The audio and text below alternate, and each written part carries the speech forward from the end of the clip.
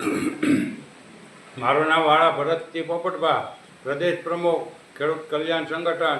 અત્યારે સુરેન્દ્રનગરના કોંઢ ગામ અને આજુબાજુના વિસ્તારના કલ્યાણપુર વગેરે ગામની અંદર અને કાલે પાછા જેતપર મોરબી તાલુકાની જિલ્લાની અંદર એટલે વીજ કંપની પાવર ગ્રેડ છે કે અદાણી વગેરે જે વીજ કંપનીઓ કચ્છમાં, જામનગર, મોરબી, સુરેન્દ્રનગર વિવિધ 26 જેટલા જિલ્લામાં જે બે ધડક અને દાદાગીરી કરી અને ગુંડાગીરી કરી અને ખેડૂતોની મંજૂરી વગર કે ખેડૂતોને વળતર આપ્યા વગર અને ખેડૂતોની કોઈ માંગણી સ્વીકાર્યા વગર આડેધડ ખેડૂતોના ખેતરમાં મોટા મોટા વીજ ટાવરો ઊભા કરે છે.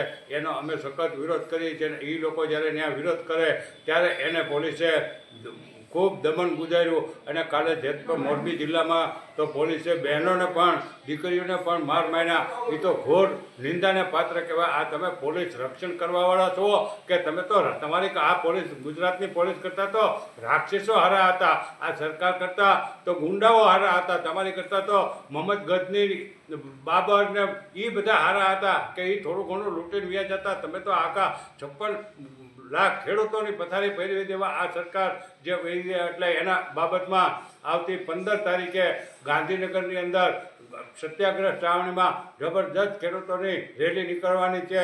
13 તારીખથી ખેડૂતો કચ્છમાંથી ને જામનગરથી નીકળવાના છે. અમે ભાવનગર જિલ્લામાંથી પણ નીકળવાના છે, સુરતથી, અને દરેક જિલ્લામાંથી ખેડૂતો ટ્રેક્ટરો લઈ અને હજારોની સંખ્યામાં ટ્રેક્ટરો ત્યાં અમદાવાદની અંદર શાંતિપુરા સર્કલે સવારે 9-10 વાગે ભેગા થઈને પછી ગાંધીનગર પ્રયાણ કરશે.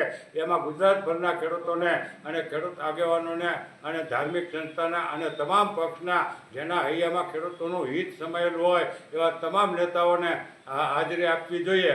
આ ખેડૂતોના પ્રશ્ન છે, આ કોઈ રાજકીય પક્ષનો પ્રશ્ન નથી, પણ જેના હૈયામાં ખેડૂતોનો હેત હોય એને આવવું જોઈએ. બાકી જેને કંપનીની વાહવાહી કરવી છે અને કંપની માટે જેને કામ કરવું છે એ આ ખેડૂતોની બાબતમાં આવવાના નથી અને સરકારની વાહવાહી કરવાની છે.